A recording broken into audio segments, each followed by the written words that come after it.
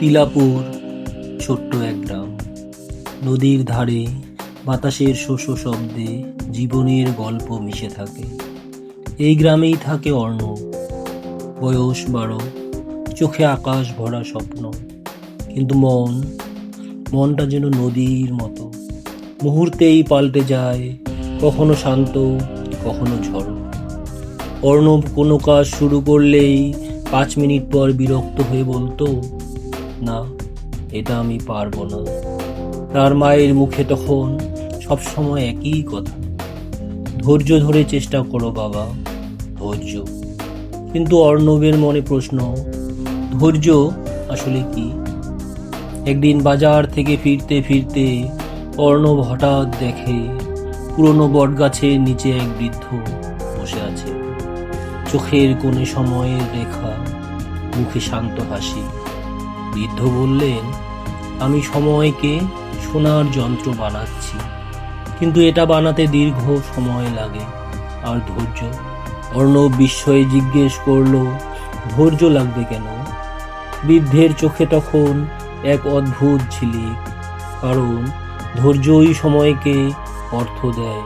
অর্ণব বৃদ্ধ তাকে নিয়ে গেল গ্রামের শেষ প্রান্তে। সেখানে দাঁড়িয়ে আছে এক সাধারণ তবু রহস্যময় গাছ। বৃদ্ধ বললেন, এটা ধৈর্যের বৃক্ষ।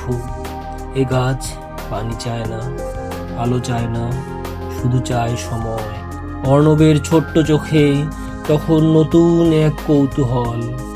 এরপর অর্ণব প্রতিদিন স্কুলের পর চলে যেত ধৈর্যের বৃক্ষের কাছে। ঘন্টার পর ঘন্টা বসে থাকতো, কথা বলতো, আঁকতো, পড়তো, আবার চুপচাপ ফিরে যেত। দিন যায়, মাস যায়, ঋতু বদলায়, কিন্তু গাছ একটুও বদলায় না।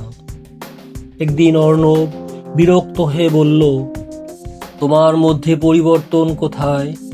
আমি কি ভুল করছি? গাছের পাতার নড়াচড়ায় যেন অদ্ভুত নরম শব্দ, যেন গাছটা বলছে, অপেক্ষা করো, সময় দাও। অর্ণব বুঝতে না পারলেও প্রতিদিনের অপেক্ষা তাকে বদলে দিচ্ছিল। তার অস্থিরতা কমে যাচ্ছিল, সে মনোযোগী হচ্ছিল। আগে 5 মিনিটে হাল ছেড়ে দিত, এখন ঘন্টার পর ঘন্টা আঁকতে পারত।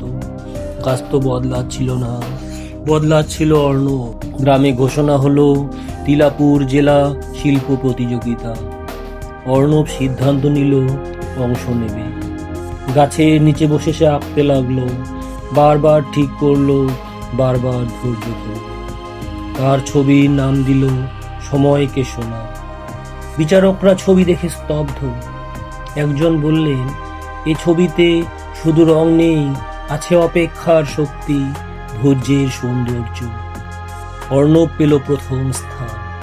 তার চোখে জল, কিন্তু সেটা আনন্দে। পুরস্কার নিয়ে অর্ণব দৌড়ে গেল ধৈর্যের বৃক্ষের কাছে। বৃদ্ধটিকে খুঁজল, কোথাও নেই, পুরো পথটাই ফাঁকা। মুহূর্তে অর্ণবের মনে প্রশ্ন, তাহলে সব কি স্বপ্ন ছিল? হাওয়া বইল, পাতা দুলল, আর গাছ যেন নরম সুরে বলল, না অর্ণব, সত্য ছিলে তুমি। ধৈর্যকে সময় দিলে তুমি নিজেকেই খুঁজে পেলে। জীবনের পথে আমরা অনেক দ্রুত ফল চাই, তাড়াহুড়ো করি, হতাশ হই, কিন্তু মনে রাখবেন, ধৈর্য হলো সেই বীজ যা ধীরে ধীরে বড় হয়, কিন্তু একদিন অপূর্ব ফল দিয়ে জীবন বদলে দেয়।